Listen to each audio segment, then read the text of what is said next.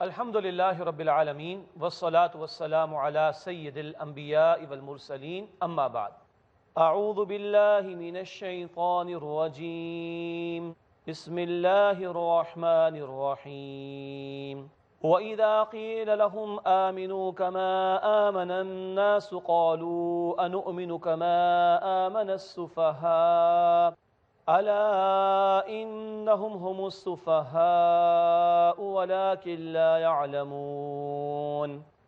ناظرین کرام، السلام علیکم ورحمۃ اللہ وبرکاتہ۔ فہم قرآن کے سلسلے میں ہم مطالعہ کر رہے ہیں سورۃ البقرہ کا، اور آج ہم اپنا مطالعہ شروع کر رہے ہیں سورۃ البقرہ آیت نمبر 13 سے۔ آپ کو یاد ہوگا ہم نے پچھلی مرتبہ یہ بات سمجھی تھی کہ متقین پہلا گروہ ہے جن کا بیان اس مقام پر ہے، کافرین دوسرا گروہ جن کا بیان ہے اس مقام پر، اور دوسرے رکوع کا ہم نے مطالعہ شروع کر لیا تھا سورۃ البقرہ کے، اور تیسرے گروہ یعنی منافقین کا بیان جاری ہے۔ آئیے آج اپنی بات کو آگے بڑھائیں۔ سورۃ البقرہ آیت نمبر 13 سے ہم اپنا مطالعہ شروع کر رہے ہیں۔ وَإِذَا قِيلَ لَهُمْ آمِنُوا، اور جب انہیں کہا جاتا ہے کہ ایمان لاؤ، کما آمن الناس، جیسے کہ اور لوگ ایمان لائیں، قالو تو وہ کہتے ہیں، انؤمن کما آمن السفہاء، کہ ہم ایمان لائیں اس طرح جیسے بے وقوف ایمان لائیں، معاذ اللہ۔ ان سے کہا جا رہا ہے کہ ایمان ویسا لاؤ جیسے اور لوگ لے کر آئیں۔ مراد صحابہ کرام، یہ جو ایمان پر ہیں واقعتاً حقیقی ایمان والے رسول اکرم صلی اللہ علیہ وسلم کے صحابہ، اے لوگو تم ان کی طرح ایمان لاؤ۔ تو یہ منافقین مذاق اڑا رہے، ہم ان بے وقوفوں کی طرح ایمان لائیں۔ کیوں منافقین کو بے وقوف کہنے، معاذ اللہ؟ جو دنیا پرست ہوتا ہے، دنیا دار ہوتا ہے، وہ دنیا ہی کا بندہ بنا رہتا ہے، دین کے لیے وقت نہیں ہے اس کے پاس، اور جو دین کے لیے وقت لگاتا ہے، خلوص کے ساتھ لگاتا ہے، اس کی دنیا تو کم ہوتی ہے، ظاہری بات ہے۔ چوائس ہمارے پاس ہے، دنیا بنا لیں یا آخرت بنا لیں، کچھ تو قربانی دینی پڑتی۔ تو جو دنیا دار ہوتے ہیں وہ دین پر عمل کرنے والوں کا مذاق اڑاتے ہیں اور ان کو کہتے ہیں بے وقوف ہیں، معاذ اللہ ثم معاذ اللہ۔ الا، فرمایا آگاہ ہو جاؤ، انہم ہم السفہاء، یہی لوگ بے وقوف ہیں، ولیکن لا یعلمون، مگر وہ جانتے نہیں۔ یہ کیوں بے وقوف ہیں؟ یہ اپنی دنیا کے چند ٹکے، چند پیسے بنانے کے چکر میں آخرت کے عذاب کے لیے اپنے آپ کو تیار کر رہے ہیں۔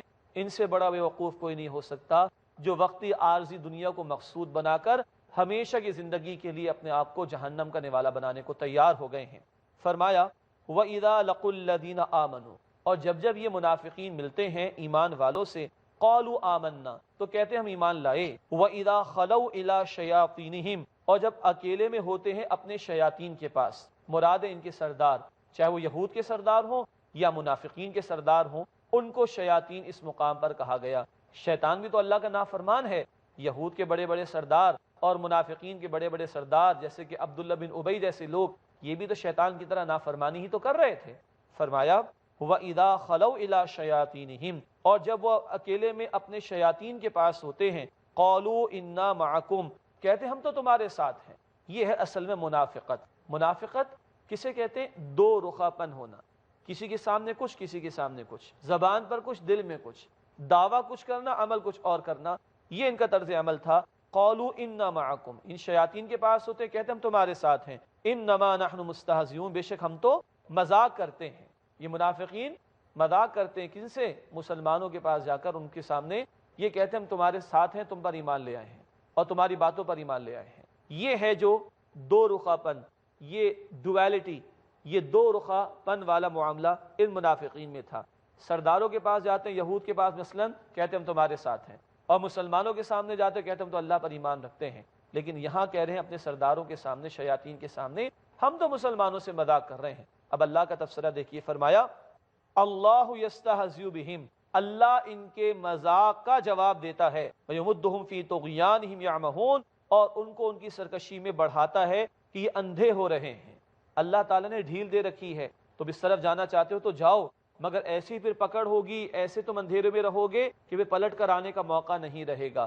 تم جو مذاق کر رہے ہو، اللہ تمہارے مذاق کا جواب دے رہا ہے، اور تمہاری فائل تیار ہو رہی ہے۔ تم جو ہے گناہوں میں پڑے ہو، اللہ اسی پر تمہیں لگا کر تمہارے لیے آخرت کے اندر سامان کر رہا ہے تمہاری سزاؤں کا۔ اولئک الذین اشتروا الضلالۃ بالہدی، یہ وہ لوگ ہیں جنہوں نے ہدایت کے بدلے گمراہی مول لی۔ فما ربحت تجارتہم، تو ان کو ان کی تجارت نے کوئی فائدہ نہیں دیا۔ وما کانوا مہتدین، اور نہ وہ ہدایت پانے والے تھے۔ کیا ہوا؟ دنیا بنا رہے ہو مگر آخرت کا سودا کر رہے ہو، تو یہ تمہاری دنیا داری کی یہ تجارت تمہیں کوئی فائدہ نہیں دے گی، تم گمراہی کا سودا کر رہے ہو، ہدایت کے بدلے تمہیں کوئی فائدہ آخرت کے اندر نہیں ملے گا۔ وما كانوا مہتدین، اور وہ ہدایت پانے والے نہ ہوئے۔ جب بندہ جان بوجھ کر خود ہدایت کے راستے کو ترک کر دے، خود اپنے لیے دنیا کو پسند کر کے اس میں ڈوب جائے، تو پھر ہدایت اس کے ہاتھ نہیں آتی۔ اس کے بعد دو مثالیں اللہ تعالیٰ نے دی ہیں۔ پہلی مثال ایسے کافروں کے لیے کہ جنہوں نے جانتے بوجھتے حق کو جھٹلا دیا، رد کر دیا، تو کیسے اللہ تعالیٰ نے ان سے ہدایت کا ہی سامان واپس لے لیا۔ فرمایا مثلہم کمثل الذی استوقد نارا، ان کی مثال اس شخص کی طرح ہے کہ جس نے آگ روشن کی، فلما اضاءت ما حولہ، پھر جب آگ نے ارد گرد کے ماحول کو روشن کر دیا، ذہب اللہ بنورہم، تو اللہ نے واپس لے لی ان کی روشنی، وترکہم فی ظلمات، اور اللہ سبحانہ وتعالیٰ نے انہیں اندھیروں میں چھوڑ دیا، لا یبصرون، وہ دیکھتے نہیں ہیں۔ یہ مثال ہے کن کے لیے؟ کافروں کے لیے۔ اگلی آیت سمجھتے ہیں اور پھر اس پر بات کریں گے انشاءاللہ تعالی۔ فرمایا سم بکم عمی، یہ بہرے ہیں، گونگے ہیں اور اندھے ہیں، فہم لا یرجعون، پس وہ لوٹیں گے نہیں۔ کیا مطلب؟ آگ روشن کرنے والے کون؟ رسول اللہ صلی اللہ علیہ وسلم، اللہ کی طرف سے ہدایت لے آئے۔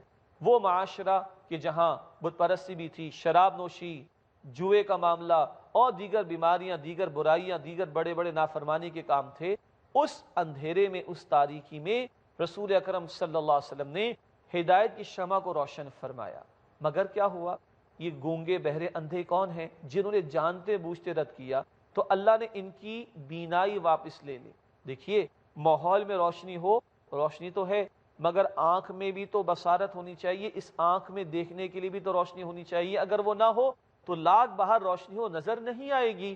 تو جن کے دل بند ہو گئے، جنہوں نے جانتے بوجھتے اس پر تالے لگا دیے، ماحول میں روشنی تو روشن کر دی رسول اکرم صلی اللہ علیہ وسلم نے، آگ تو روشن کر دی رسول اکرم صلی اللہ علیہ وسلم نے، مگر دل کا سوئچ آف جنہوں نے کر لیا، جانتے بوجھتے رد کر دیا، ان کو کوئی روشنی نہیں ملے گی، لا یرجعون، یہ لوٹیں گے نہیں۔ ناظرین کرام، ہم بھی اور آپ بھی جائزہ لیتے رہیں، قرآن ہمارے سامنے بھی پیش ہو رہا ہے، رب العالمین کی باتیں ہمارے سامنے بھی آ رہی ہیں، ہمارے اندر کا دروازہ کھلا ہوا ہے کہ بند ہے؟ کہیں دنیا کی محبت دل میں بیٹھ تو نہیں گئی؟ اس کے اندر ڈوب کے ہم کہیں حق سے دور تو نہیں ہو جائیں گے؟ اللہ سبحانہ وتعالی ہمیں اس سے محفوظ رکھے۔ اب آ رہی مثال دوسری منافقین کے حوالے سے، جس تیسرے گروہ کا تفصیلی بیان چل رہا ہے۔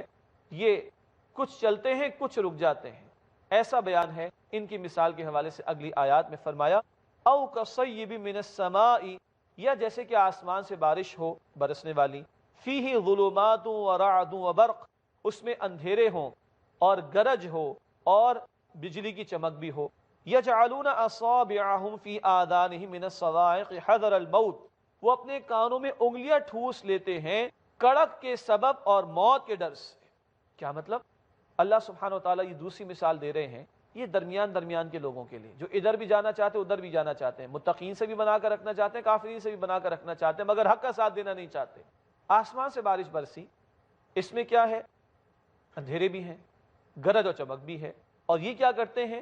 موت کے ڈر سے اپنے کانوں میں انگلیاں ٹھوس لیتے ہیں، کڑک کے خوف سے بھی، بجلی کے خوف سے بھی۔ کیا مطلب؟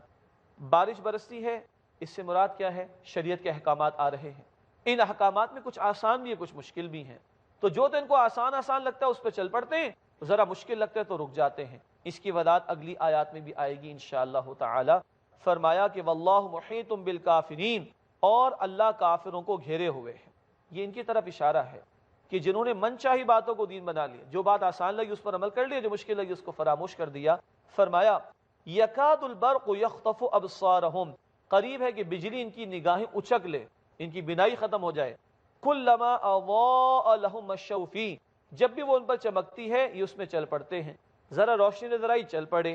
وَإِذَا أَظْلَمَ عَلَيْهِمْ قَامُوا، اور جب ان پر اندھیرا ہو جاتا ہے تو وہ کھڑے رہ جاتے ہیں۔ کیا مطلب؟ روشنی ہو تو چلتے ہیں، اندھیرا ہو تو کھڑے رہ جاتے ہیں۔ مراد آسان لگا کوئی حکم تو چل پڑے، اور ذرا مشکل آئی، مشکل کیا ہے؟ جب اسلام تقاضا کرتا ہے جان اور مال سے جہاد کرنے کا، اللہ کے دین کی جد و جہد کا، اللہ کے دین کی سربلندی کے لیے سب کچھ ہپانے اور لٹانے کا، جب اسلام مطالبہ کرتا ہے، تقاضا کرتا ہے، تو ٹھٹک کر کھڑے ہو جاتے۔ کیوں؟ اب جان جانے کا اندیشہ ہوتا ہے، اب مال خرچ ہو جانے کا اندیشہ ہوتا ہے، تو یہ میٹھا میٹھا لے لیتے ہیں، کڑوا کڑوا چھوڑ دیتے ہیں۔ یہ ہے ان منافقین کا طرز عمل، آسان لگا عمل کیا، مشکل لگا چھوڑ دیا۔ ناظرین کرام، بیان تو منافقین کا ہے، آپ کا اور ہمارا حال کیا ہے؟ ہمارے بہت سے لوگ ہیں 4 نمازیں پڑھتے ہیں، فجر کی نہیں پڑھتے، کیوں؟ فجر کی مشکل لگتی ہے اس لیے۔ نماز ادا کر لیتے ہیں، سود نہیں چھوڑتے، کیوں؟ نماز آسان لگتی ہے، سود مشکل لگتا ہے۔ یہ کیا دین چوائس کی بنیاد پر چلے گا؟ پک اینڈ چوز کی بنیاد پر چلے گا؟ سلیکٹڈ دین پر عمل کیا جائے گا؟ نو وے ایٹ آل، اللہ کو قابل قبول نہیں۔ یہ تو منافقین کا طرز عمل ہے، کچھ مانا کچھ نہیں مانا۔ اللہ تعالی ہمیں اس سے محفوظ رکھے۔ اسی سورۃ البقرہ کی آیت نمبر 85 میں ہے، افتؤمنون ببعض الکتاب وتکفرون ببعض، کیا تم کتاب کے بعض حصوں کو مانتے ہو، بعض کو نہیں مانتے؟ کچھ احکامات پر عمل کرتے ہو، کچھ پر نہیں کرتے۔ فما جزاء من يفعل ذلك منكم الا خزي في الحياة الدنيا ويوم القيامة يردون الى اشد العذاب وما الله بغافل عما تعملون۔ جو تم میں سے یہ رویہ اختیار کرے، کچھ مانے کچھ نہ مانے، کچھ احکامات پر عمل کرے کچھ پر نہ کرے، تقسیم کر دے، ڈیوائیڈ کر دے دین کے احکامات کو، اس کی تو سزا ہے دنیا میں ذلت اور رسوائی، اور آخرت میں شدید عذاب کی طرف اس کو لوٹایا جائے گا۔ ناظرین کرام، اللہ ہمیں بھی ہمارا جائزہ لینے کی توفیق دے اور پورے کے پورے دین پر عمل کرنے کی توفیق عطا فرمائے۔ فرمایا وَلَوْ شَاءَ اللَّهُ لَذَهَبَ بِسَمْعِهِمْ وَأَبْصَارِهِمْ، اور اگر اللہ چاہتا تو ان سے ان کی سماعت اور ان کی بصارت چھین لیتا۔ ان اللہ علی کل شیء قدیر، بے شک اللہ ہر شے پر قدرت رکھنے والا ہے۔ ناظرین کرام، یہ 20ویں آیت کا ترجمہ ہے، اس پر مزید بات ہوگی ایک وقفے کے بعد۔ امید ہے آپ ہمارے ساتھ رہیں گے۔ السلام علیکم ورحمۃ اللہ وبرکاتہ۔ اقرأ كلام الله داوي كلام الله داوي۔ السلام علیکم ورحمۃ اللہ وبرکاتہ۔ ناظرین کرام، ایک مرتبہ پھر خوش آمدید۔ ہم سورۃ البقرہ کی آیت نمبر 20 کا مطالعہ کر رہے تھے بریک سے پہلے۔ اللہ تعالیٰ نے فرمایا وَلَوْ شَاءَ اللَّهُ لَذَهَبَ بِسَمْعِهِمْ وَأَبْصَارِهِمْ، اور اگر اللہ چاہتا تو ان سے ان کی سماعت اور بصارت لے لیتا۔ ان اللہ علی کل شیء قدیر، بے شک اللہ سبحانہ وتعالی ہر شے پر قدرت رکھنے والا ہے۔ بتایا گیا چاہے تو اللہ ان کے بھی دلوں پر مہر لگا دے، ان کی بھی سماعت و بصارت چھین لے، مگر نہیں، جو جتنا چلنا چاہے گا اللہ اس کو اتنا چلنے دیں گے۔ باقی چوائس بندے کا ہے، وہ چل کر ہدایت والے راستے پر رہنا چاہتا ہے یا گمراہی کی طرف جانا چاہتا ہے۔ اللہ سبحانہ وتعالی ہر شے پر قدرت رکھنے والا ہے۔ ناظرین کرام، اس کے بعد سورۃ البقرہ کے تیسرے رکوع کا آغاز ہوتا ہے۔ اس رکوع میں تینوں بنیادی ایمانیات کا بیان بھی ہے، توحید کا ذکر بھی ہے، آخرت کے حوالے سے گفتگو بھی ہے، اور رسالت کا تذکرہ بھی کیا گیا ہے۔ ساتھ ہی قرآن کی جو بنیادی دعوت ہے وہ بھی پیش کی گئی ہے۔ آیت نمبر 21 میں اللہ سبحانہ وتعالی نے فرمایا یا ایہا الناس، اے انسانوں، اعبدوا ربکم الذی خلقکم، عبادت کرو اپنے اس رب کی جس نے تمہیں پیدا فرمایا، والذین من قبلکم، اور تم سے پہلے لوگوں کو بھی پیدا فرمایا، لعلکم تتقون، تاکہ تم متقی بن جاؤ۔ پہلی بات سارے انسانوں سے خطاب ہے۔ رسول اللہ صلی اللہ علیہ وسلم کی دعوت یونیورسل ہے، آپ تمام انسانیت کے لیے رسول ہیں، اس لیے فرمایا اے انسانوں۔ پچھلے رسول کہتے تھے اے میری قوم، سورہ اعراف آیت نمبر 59۔ نوح علیہ السلام کا بیان ہے یا قوم اعبدوا اللہ، اے میری قوم اللہ کی عبادت کرو، مگر رسول کریم صلی اللہ علیہ وسلم کی رسالت تمام انسانوں کے لیے ہے، اس لیے فرمایا یا ایھا الناس، اے انسانوں، اعبدوا ربکم الذی خلقکم، عبادت کرو اپنے رب کی جس نے تمہیں پیدا فرمایا، والذین من قبلکم، اور تم سے پہلے لوگوں کو پیدا فرمایا، لعلکم تتقون، تاکہ تم متقی بن جاؤ۔ ایک اور ترجمہ ہوگا تاکہ تم بچ سکو۔ اللہ کی بندگی کرو گے تو اللہ رب العالمین کے عذاب سے بچ جاؤ گے، اللہ کو معبود بناؤ گے تو دنیا میں دھکے کھانے سے بچ جاؤ گے، صحیح راستے پر آ کر اپنی دنیا اور آخرت کو تم سنوار سکو گے۔ یہ قرآن کی بنیادی دعوت ہے۔ ہر رسول نے ایک لفظ میں اللہ کی طرف جو پکارا وہ کیا ہے؟ عبادت، اللہ کی عبادت، 24 گھنٹے اللہ کی عبادت۔ اللہ 24 گھنٹے ہمارا معبود ہے، اس کی عبادت کا مطالبہ بھی 24 گھنٹے کا ہے۔ گھر میں بھی عبادت اللہ کی، دکان پر بھی عبادت اللہ کی، کاروبار میں بھی حکم اللہ کا، عدالت میں بھی حکم اللہ کا، معیشت میں، معاشرت میں، سیاست میں، ریاست میں، زندگی کے تمام گوشوں میں حکم اللہ رب العالمین کا۔ اور وہ اللہ کون ہے؟ رب ہے تمہارا پیدا کرنے والا، تمہارا مالک، اور تمہاری تمام حاجات و ضروریات کو پورا کرنے والا۔ رب ہونے کے ناطے وہ مستحق ہے کہ تم اس کی عبادت کرو۔ لعلکم تتقون، تاکہ تم بچ سکو، دنیا میں دھکے کھانے سے بچ سکو اور آخرت میں اللہ کے عذاب سے بچ سکو۔ اللہ کیسا رب ہے؟ اس کا مزید بیان اگلی آیت میں فرمایا الذی جعل لکم الارض فراشا، وہ اللہ جس نے زمین کو تمہارے لیے فرش بنایا، والسماء بناء، اور آسمان کو چھت بنا دیا، اس زمین کو موضوع بنایا، اس زمین پر تمہیں وہ وسائل عطا فرمائے کہ تمہاری زندگی یہاں برقرار رہے، آسمان کو چھت بنا دیا، ایسی چھت کہ بغیر ستون کے تم دیکھتے ہو وہ تم پر گرتی نہیں، وہ تمہاری حفاظت فرمانے والا ہے۔ وَأَنزَلَ مِنَ السَّمَاءِ مَاءً، اور اس اللہ رب العالمین نے آسمان سے بارش برسائی، فَأَخْرَجَ بِهِ مِنَ الثَّمَرَاتِ رِزْقًا لَكُمْ، بس اللہ سبحانہ وتعالیٰ نے اس کے ذریعے پھل نکالے تمہارے لیے رزق کے طور پر۔ واٹر سائیکل کو انسان دیکھے، اللہ کی کتنی بڑی نعمت ہے، بخارات اٹھتے ہیں سمندر سے، اوپر جا کر وہ بادل بنتے ہیں، پھر اللہ ان بادلوں کو چلاتا اور پھاڑتا ہے، وہاں سے ٹنوں کے حساب سے پانی برستا ہے، پھر ایک ایک بیج کو دیکھو کس طرح اللہ اس کو پورا درخت بنا دیتا ہے، اور اللہ تعالیٰ کس طرح تمہیں فصل عطا کرتا ہے، پھل عطا کرتا ہے، یہ ساری قدرتیں اللہ کی ہیں، یہ اللہ کا تعارف ہے۔ فرمایا فَلَا تَجْعَلُوا لِلَّهِ أَنْدَادًا، اللہ کے ساتھ کسی کو شریک نہ کرو، ساری مخلوقات ہیں، باقی سب لوگ مخلوق ہیں، اللہ خالق ہے، وہ نفع دینے والا، وہ نقصان پہنچانے والا، وہ مالک و رازق ہے اللہ، اس کے ساتھ کسی کو شریک نہ کرو۔ وَأَنْتُمْ تَعْلَمُونَ، جبکہ تم جانتے ہو باقی سب محتاج ہیں، اللہ کسی کا محتاج نہیں، تم جانتے ہو باقی جھوٹے معبود تمہارے ہاتھوں کے بنائے ہوئے ہیں، ان کو پکارنے کا کوئی فائدہ نہیں، پکارو اس ذات کو جو خالق ہے، مخلوق نہیں، سب اس کے محتاج ہیں، وہ کسی کا محتاج نہیں ہے۔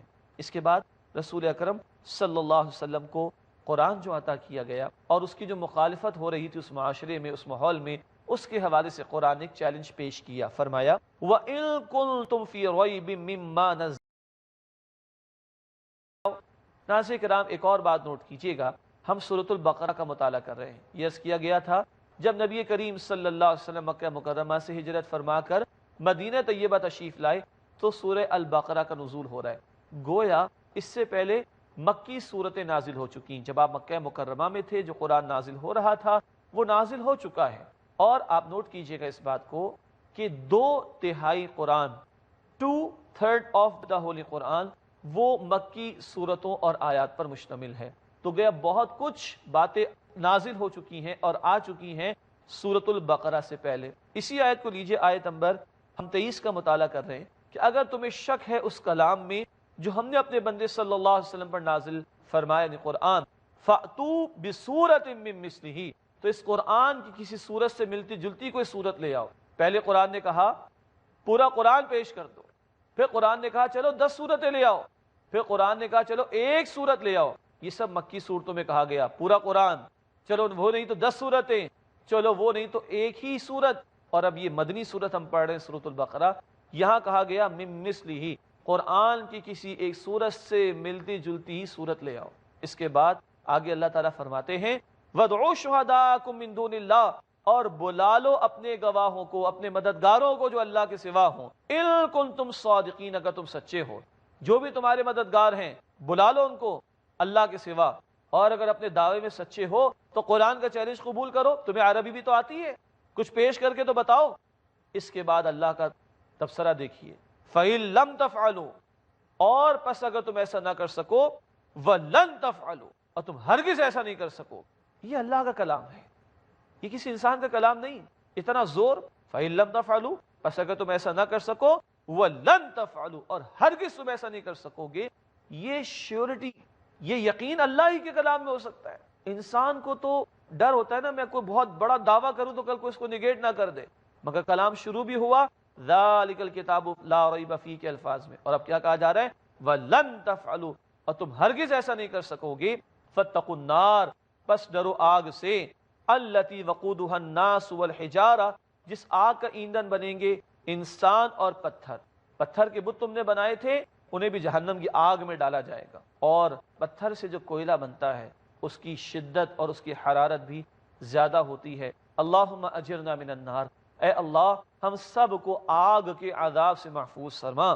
فرمایا کہ ڈرو اس آگ سے کہ جس کا ایندھن ہوں گے انسان اور پتھر، اعدت للکافرین، جو کافروں کے لیے تیار کی گئی ہے۔ اللہ تعالی ہمیں جہنم کی آگ سے محفوظ فرمائے۔ یہ آخرت کا بیان بھی آ گیا، رسالت کے ضمن میں چیلنج آ گیا قرآن کے متعلق، اور اب آخرت کا بیان۔ اعدت للکافرین، وہ جہنم کی آگ کافروں کے لیے تیار کی گئی ہے۔ اس کے برعکس اللہ تعالیٰ بشارت دے رہے ایمان والوں کے لیے، فرمایا وَبَشِّرِ الَّذِينَ آمَنُوا وَعَمِلُوا الصَّالِحَاتِ، اور اے نبی صلی اللہ علیہ وسلم بشارت دیجئے ان لوگوں کو جو ایمان لائے اور جنہوں نے نیک اعمال کیے۔ صرف ایمان لانا کافی نہیں، قرآن بار بار کہتا ہے ایمان لاؤ نیک اعمال کرو، قرآن بار بار فرماتا ہے ایمان لائے اور انہوں نے نیک اعمال کیے۔ اللہ تعالیٰ مجھے بھی آپ کو بھی ایمان لانے، قبول کرنے اور ایمان کے تقاضوں پر مستقل مزاجی کے ساتھ عمل کرنے کی توفیق عطا فرمائے۔ فرمایا وَبَشِّرِ الَّذِينَ آمَنُوا وَعَمِلُوا الصَّالِحَاتِ، اور بشارت دیجئے ان لوگوں کو، خوشخبری سنائیے ان لوگوں کو جو ایمان لائے اور جنہوں نے نیک اعمال کیے، أَنَّ لَهُمْ جَنَّاتٍ، کہ ان کے لیے باغات ہیں، جنت کے باغات، تجری من تحتها الانہار، جن کے نیچے نہریں جاری ہوں گی۔ سبحان اللہ، اللہم انا نسألک جنت الفردوس، اے اللہ ہم تجھ سے جنت الفردوس کا سوال کرتے ہیں۔ ناظرین کرام نوٹ فرمائیے گا، رسول کریم صلی اللہ علیہ وسلم کے سامنے جب وہ آیات آتی جن میں عذاب کا ذکر ہوتا تو آپ عذاب سے بچنے کی دعا فرماتے، جب جنت اور اس کی نعمتوں کا بیان آتا تو آپ جنت کے لیے اللہ سے دعا کرتے تھے۔ ہم بھی دعا کرتے ہیں، ہمیں بھی دعا کرنی چاہیے، اللہ قبول فرمائے۔ اے اللہ ہم سب کو جنت الفردوس میں جگہ عطا فرما، اور اے اللہ ہم سب کو جہنم کے عذاب سے محفوظ فرما۔ جنت کا ایک اور بیان، نہروں کے بعد فرمایا کلما رزقوا منها من ثمرۃ رزقا، جب انہیں اس جنت میں سے کوئی پھل کھانے کو دیا جائے گا، قالوا تو وہ کہیں گے ھذا الذی رزقنا من قبل، یہ تو وہی ہے جو اس سے پہلے بھی دیا گیا تھا۔ اس کی دو تعبیرات علماء نے فرمائی ہیں۔ نمبر ایک، دنیا میں جو کچھ دیا گیا تھا اس کے جیسا ہوگا، وہی نہیں، ملتا جلتا ہوگا تاکہ ایکسیپٹنس، قبول کرنا آسان ہو۔ اور ایک رائے یہ ہے کہ جنت میں جب جب پھل دیا جائے گا ہر مرتبہ اس کا ٹیسٹ ڈیفرنٹ ہوگا، اور اللہ علی کل شیء قدیر، ہماری زبان 10,000 قسم کے ذائقوں کو فیل کر سکتی ہے، محسوس کر سکتی ہے، تو رب العالمین کے لیے کیا مشکل ہے کہ ہر مرتبہ نئے ٹیسٹ والی شے بندوں کو عطا فرمائے، وہ علی کل شیء قدیر ہے۔ فرمایا کلما رزقوا منها من ثمرۃ رزقا، جب انہیں اس جنت میں سے کوئی پھل کھانے کو دیا جائے گا، قالوا ھذا الذی رزقنا من قبل، تو وہ کہیں گے یہ وہی ہے جس سے پہلے ہمیں کھانے کو دیا گیا تھا، وَأُتُوا بِهِ مُتَشَابِهًا، حالانکہ انہیں اس سے ملتا جلتا دیا گیا ہوگا، خواہ وہ دنیا میں تھا یہ جنت میں پہلے تھا، ملتا جلتا ہوگا مگر ہر مرتبہ ٹیسٹ ڈیفرنٹ ہوگا۔ وَلَهُمْ فِيهَا أَزْوَاجٌ مُطَهَّرَةٌ، اور وہاں ان کے لیے پاکیزہ بیویاں ہوں گی، وَهُمْ فِيهَا خَالِدُونَ، اور وہ اس جنت میں ہمیشہ رہیں گے۔ اللہ ہمیں جنت الفردوس میں جگہ عطا فرمائے، اور آج ہمیں ہمارے گھروں میں ایسی محنت کرنے کی توفیق عطا فرمائے کہ ہمارے گھر والے بھی جنت میں ہمارے ساتھ ہوں، آمین یا رب العالمین۔